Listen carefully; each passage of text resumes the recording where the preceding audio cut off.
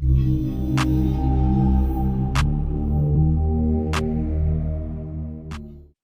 yes, sir. Welcome to the Mission Podcast. I'm your host, Brian Butler, and I've got with me today Mr. Shug Dorsey. Hey, Shug is a father of three, a proud father of three young ladies, one of which he helped to guide and mentor and shape her basketball career to allow her to get a Division I basketball scholarship. Shug is a professional boxing trainer, a professional MMA trainer, and he's also a strength and conditioning coach. He's trained everyone from participants in the Rio Olympic Games to NBA and WNBA players to the 2022 MMA Fighter of the Year, Kevin Holland. Mr. Dorsey, welcome to the Mission. How are you, sir? I'm good. Thanks for having me. Man. Yes, Blessed sir. to be yes, here. sir. It's my honor, brother. It's my honor. Hey, like I said, I know you're out in Vegas. I know you got a big fight going on. I know you're doing interviews. I appreciate you making time for the little guy. But I know something that's a fact that all the people interviewing you, none of them can say that, hey, this man punched me in the face and sent me to the hospital. I can say that, brother. None of them can say that. I can say that. How you feeling about that? Nah, man. Hey, man, it was mutual. We learned from each other. I tell everybody, like, I learned a lot from you. You taught me about them southpaws. So, no, it was a good time, man. And none of them can say that for sure.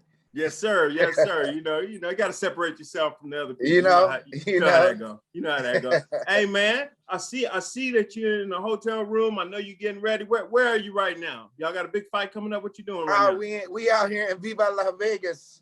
Yes, sir. We out here for fight week. Kevin Holland, UFC 279. Okay. Fighting D-Rod, that's Daniel Rodriguez. Okay. Should be a stand-up battle, Yes, sir. Everybody be talking about the wrestling and stuff. This shouldn't be one of those boring wrestling. This should be a stand-up banger. I think they gave him a good one. So we're excited. We out here. That's Saturday. Okay. We're out here for the week, just cutting weight. Basically going through the routines and everything and just staying sharp and staying ready. All that pre-fight stuff, right?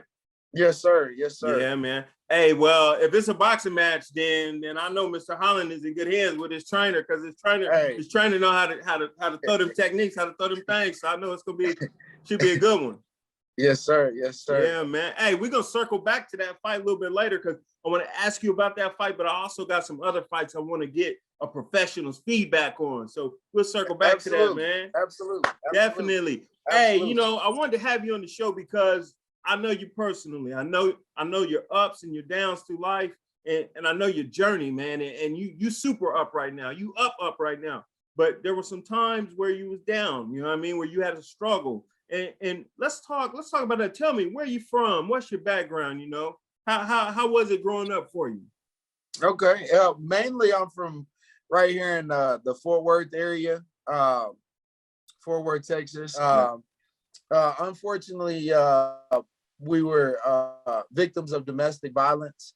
So my mom we were moved around and went to different shelters and different places like that, which caused me to be in several different hoods and different environments like that, which, I had to adapt. I'm not going to make that mama's problem. She got enough problems. So. Right. Yeah. And I happen to know, cause I got some cousins here and I've been here, a majority of my life too. So I know it's some rough areas. And for a young man to have to grow up in that environment, especially if he doesn't have adult role models to help lead him the right way, things can happen. And in your case, some things did happen. You ended up, getting off of one path in order to probably what some would consider, most probably would consider a negative path that led you into jail and prison. I mean, talk about those experiences, if you will. Yeah. I made the wrong decisions hanging out with the wrong crowd, the wrong people, made the wrong choices. I chose to try to go with the street life because I didn't make it in the places where I thought I should make it. I was, playing football in school, and I thought, okay, I'm going to be a professional football player. I'm going to be this. And once those dreams didn't happen, then I went to the street life. So I was supposed to play football, had a lot of offers, end up being injured. And then once I was injured, I was like, forget it, man. I just went for bad drugs, alcohol, robbing, stealing, gang banging, selling drugs. I was into it and I paid the price for it. But that's not the great thing about the story is the fact that I came out of it.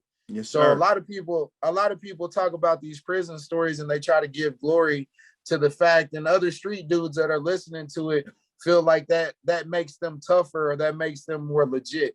I give no glory to going to prison. I give the glory to coming out and changing my life and being somebody who could be looked up to in the community or the gym or whatever, 100%. Just being a helper and somebody that's not, destroying things. And just because you've messed up or you've done some things and you have to pay some time, you pay your time to society and then you get out and you get your butt right, Yes, sir. And you get on the path of being successful. And not only did I do this boxing thing, but I created $1 million company, survey company. That's right. Right. As well. So there's things that you can do, even if you didn't start out on the right foot. Yeah. You know what I find? That I feel like it's the same driven and focus that you had to be doing things in the street. You was able to take that focus and drive and put it to something good, which was develop a company, $1 million company. Absolutely. And then now being a super trainer. So that's a message in itself to the kids, that the same energy you're using to do negativity, if you just switch that energy into a positive stream, anything can happen. Yes, sir. You prove positive of that. Hey, man, the thing is, when I saw you, you wasn't being too nice, because I stumbled into the Armadillo gym and you was like, man, what this square doing in here? College degree dude coming in here with a tie on. Bing, bang, boom, get out of here. You tried to beat the sense into me, but I stuck around for it, man. I was a glutton for it. We was the big dogs in there, man. So that's all it was. It wasn't, it wasn't nothing personal. We developed a great friendship, man. We had some great battles inside the gym. Yes, sir. And that just goes to show, like, that's a sport and it brings us all together. Like, a lot of people look at it like it's just violence, but man, it's so good for your mental health, and such a great workout. So hit your boxing gyms. So my first reason for getting back into the gym was to lose the weight and to get my health under control. And I mean, that's what it was doing. And then it just turned into, oh yeah, I have this love, I have this passion. Shoot, now I feel good moving around, and it just got better and better and better. And so that kind of pulled me into it. Yes, unfortunately, that life of incarceration and the things that I did, they took a lot of my younger years, right. So I'm going into this late in the game. Yeah. And that says a lot about you, the fact that, like you said, you went into it late in the game, but still able to have fights, do well, and then transfer that into your knowledge and helping other people and train other people in fighting and but not only just boxing, because that's where we started, but in MMA as well. I mean, yes, sir. So talk about the transition from being a fighter to a trainer. It sounds like it sparked up when you were first fighting. Yeah, when? Well, I mean, that's pretty easy because, even though I started late, it was like I was always in the gym helping other people, It was like, and that was part of my dues. I didn't have the money. Let's be honest. I didn't have the money to pay gym dues at first. Yeah. So part of me paying gym dues was helping out, clean up, helping train the new people that were coming in, keep it open late for people like yourself that were coming in later. Yeah. So that's what I did. I paid dues by being there. And so that helped me transition because I see, even when I couldn't fight, I couldn't do the things that I wanted to do, whether it be health reasons, work reasons, financial reasons, whatever. I still had that passion helping others and helping others get over the hurdle and helping others train. Hey, so when you're looking at a fighter, what type of talent do you need to see? Is it just heart or is it technique? What are you looking for when you're looking at a fighter? Coachability. I've been doing this for 20 years. You know, the person that's walking in, they haven't. Yeah. All I do is I just expect you to do what I'm asking you to do. And if you're good at that, then that's a great start. You know, to be a great leader, you gotta know how to follow. You know, to be a great 100%. Champion, you gotta know how to do the basics. You gotta know how to understand the basics, you know. Yeah. And when it comes to fighting, man, there's a lot to cover, you know. It's still dangerous, you know, whether it's boxing, whether it's MMA. Yeah. So, you know, and of course people will take care of you and they, you know, you start out nice and easy and gradually build into it, but it's something that's very dangerous. So yeah, to me, you know, there's adjustments that might need to be made due to who you're fighting or whatever. And that coachability allows me to be able to communicate with you and make those adjustments on the fly. Yeah. Yeah. I think a lot of people think of boxing or fighting. They think, and I've seen it, we've seen it. You've seen it way more than me, but somebody who think they're tough on the street, think they're tough in the street fight, then they think they can come in the boxing gym and work everybody over. And I've seen it where the toughest dude on the street get in the ring and get binged up, and then he want to get out the ring. He don't want no more. It's like, it's not what they thought it was. Yeah, we seen some of those situations firsthand. Yeah, absolutely. You know, this is, it takes a lot. You know, these guys, man, they put their blood, sweat, and tears. When you say blood, sweat, and tears, that's everything that's involved to, you know, be successful in this sport. But really, I would say in anything that you know, commit wholeheartedly to doing, you need to be willing to put blood, sweat, and tears into it. 100%. But yeah, this is not for, you know, I mean, we've had football players, you know, the toughest of the toughest, and everybody walks in and, you know, they get humbled real quick, you know. Yeah. Yeah. We all get humbled real quick. Yeah, exactly. It's like Mike Tyson said, everybody got a plan until they get punched in the mouth. Ooh, boy. give my audience an idea of a few more of the fighters that you train, male and female. I know you train UFC fighters, boxers. Okay, yeah. Everything. So we got Shauna Dobson.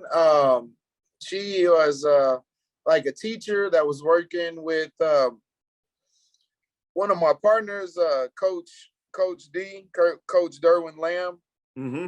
He's one of the ones that basically introduced me to a lot of the MMA fighters and a lot of the MMA game. So I was coming into it, helping him and helping his fighters with strength and conditioning and some boxing. And so we was working with a girl, Shauna Dobson, and she ended up she was from Arlington. She made it to the UFC. That pro debut was by KO. Nice. And then we got Randa Marcos. She found us later on. She came and worked with the Travis Lutter camp. I was coaching there. It was and she fought in the UFC as well. She fought in the UFC. I'm sorry. Yeah, she fought in the UFC. But she was at the end of her career, so she fought us late. But it was still a spectacular showing of hands and discipline and what she had learned by coming out to that camp. Unfortunately, she was at the end of her contract with the UFC. Yeah, but she did win that fight, though.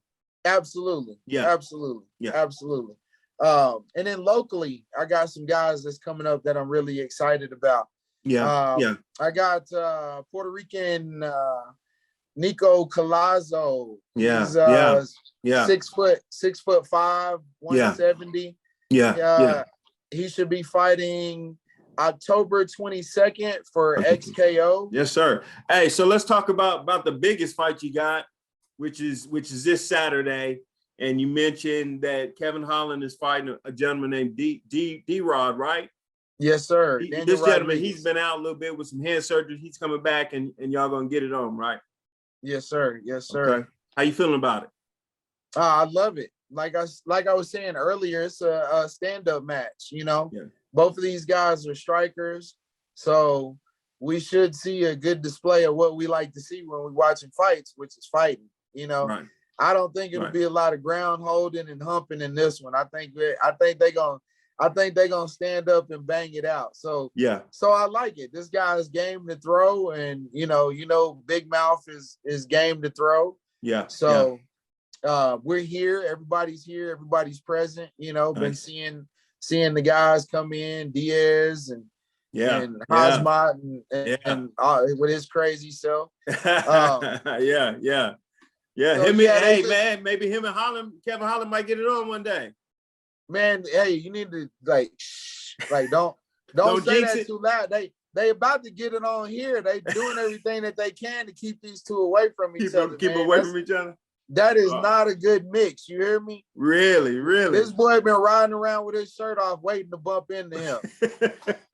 And I'm like, man, they be looking on social media. Yeah, where is he at? Yeah. So security is doing a good job of keeping us all distance from each other.